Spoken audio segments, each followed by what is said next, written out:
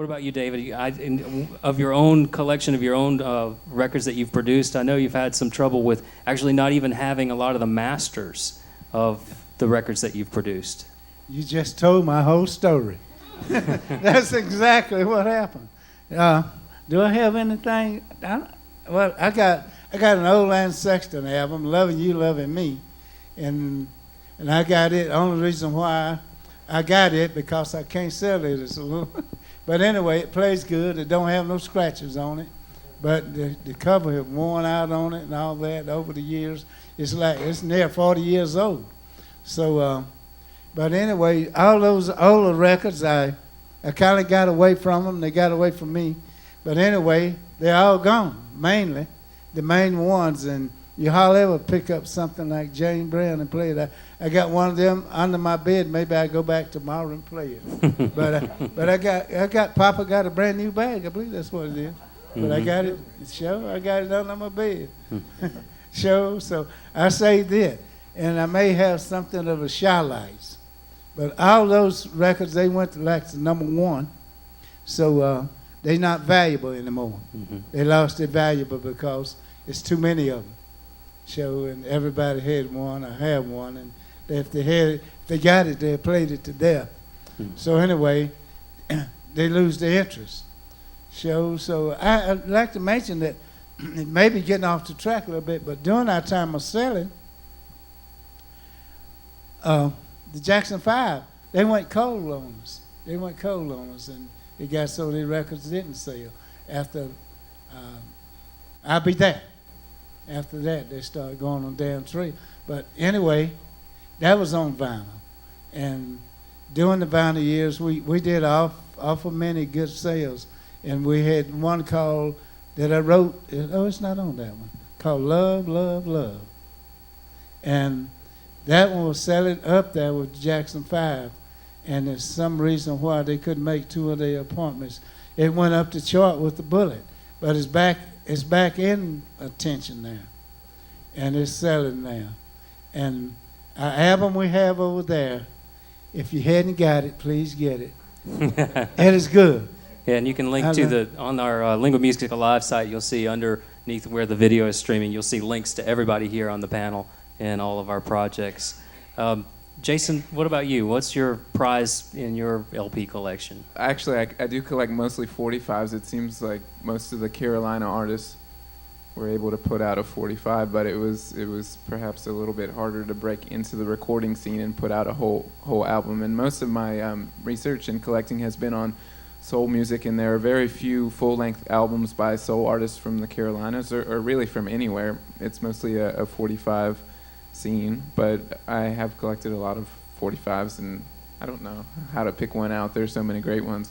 But in the case of David Lee's story, there were 14 different 45s and 2 different albums on his 3 labels over the years from the 1960s through 1980s, and it has been really fascinating to try to track down copies of each one of those. It has been difficult in many cases. Most cases, David doesn't have copies of them himself, and that's been something that I've been surprised to find out by researching this music and talking with the artists themselves, is that many of them have lost track of their own recordings over the years, whether it be master tapes or actual vinyl copies.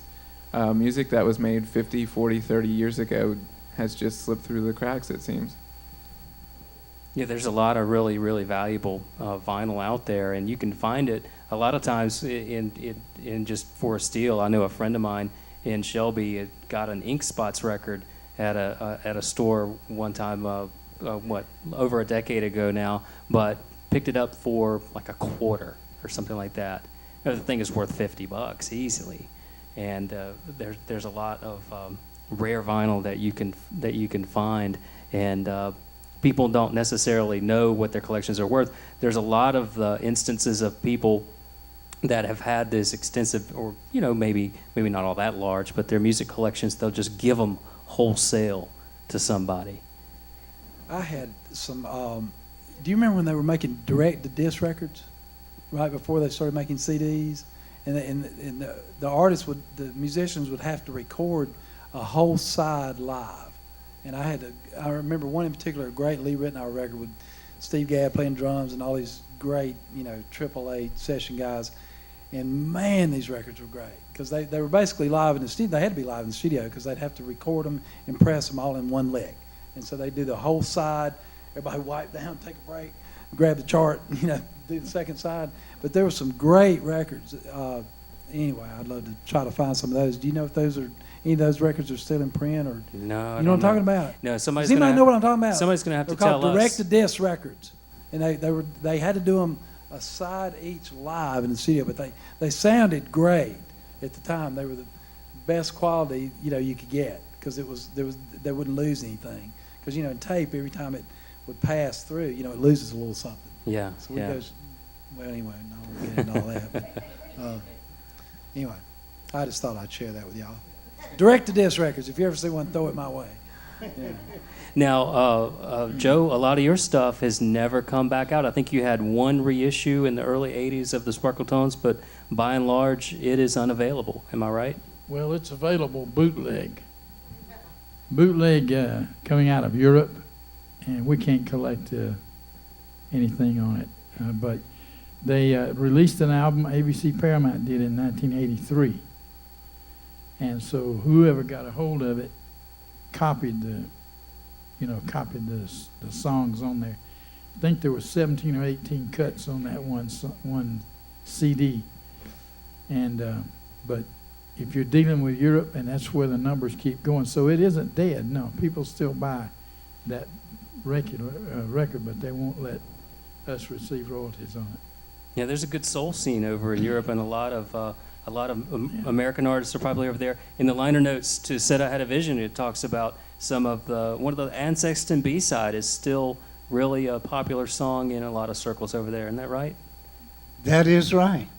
So we have that. I'm saying again that love.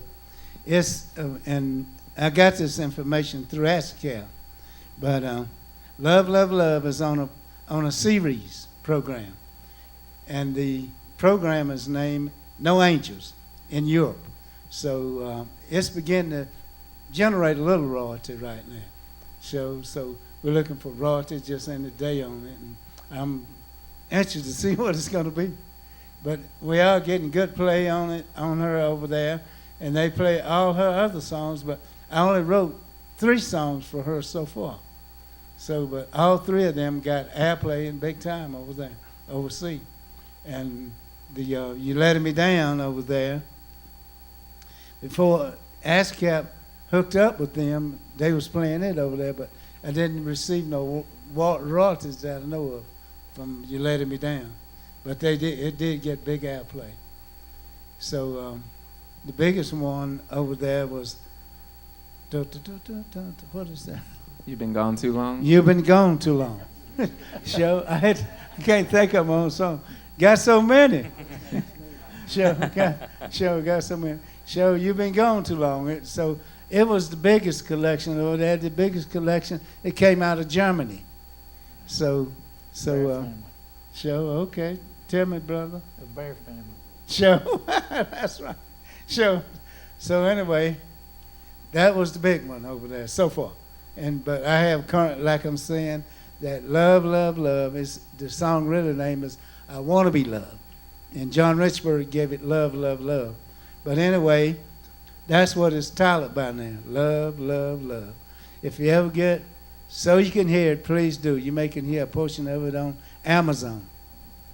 So Amazon got most of that music, and Amazon is easy to remember because they on TV all the time. So Amazon, just bring up Ann Sexton, and I have love. You Letting Me Down, and You've Been Gone Too Long. And they'll play a portion of that for you. Okay. Now, without folks like Jason Perlmutter, a lot of these records would be firmly in the past. But now, bringing up something like Amazon makes you remember, you can go on YouTube and watch the Sparkle Tones playing on TV and whatnot. So They're on Ed Sullivan. you can watch the Ed Sullivan Show clips of Joe up on stage singing Black Slacks. And but But really, what is it about the records that remain out of print? You know, like that first Southern Culture on the Skids record, the Chapel Hill Band from before Rick Miller was their lead singer, you know, in 1985. And that's an incredibly valuable record. It just makes you wonder, you know, like, why aren't more of these records being put back into print? And what do you think? Let us know, and comment on the linguamusicalive.com website below our web stream, also on Twitter with the hashtag Lingua Musica. I'm Joe Kendrick, thanking you for tuning in to the Lingua Musica, also for being here at the showroom in Spartanburg. Can't say enough good things about Stephen Long and Celia Cooksey here at the showroom. Been incredibly gracious and generous, and we really, really enjoy working with them. Thank you so much. I think it's about time that we break it on back and have a little bit more music from the Upstate's own Antibodies, a band who's been around the block a couple of times. So the Antibodies, I think, have been in existence for at least a decade. Probably more like a dozen years or more like that. Tom Conder is nodding yes. And hopefully they'll continue on strong. And with your support, you can donate online on the linguamusicalive.com website. We look forward to hearing your comments. After another song from the Antibodies and the Pulse Dancers, we're going to come back and talk a little bit about analog. We're going to talk about analog, recording the tape, and analog instruments. Thanks for being here with Lingua Musica. I'm Joe Kendrick, handing it back over to the Antibodies.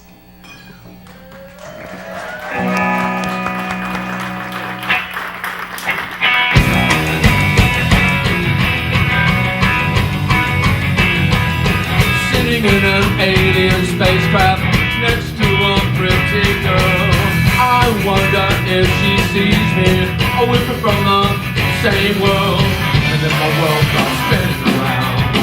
Well, and if my world starts spinning around. Well, then they start to probe and test me. Look at me with those big round eyes. I wonder what they're after. We've done it so many times, and then the world starts spinning around. Well, and then the world starts spinning around, round.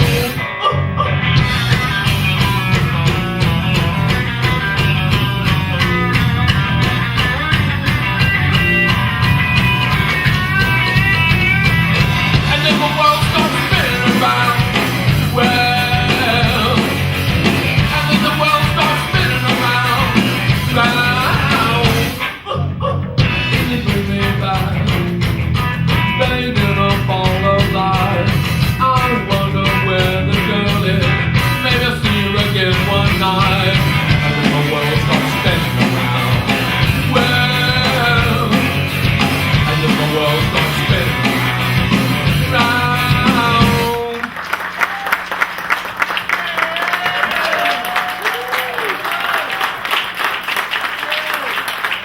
Big round of applause for the Antibodies and the Pulse Dancers, live at the showroom in Spartanburg. They will be playing a set here after our show wraps up in just a little bit.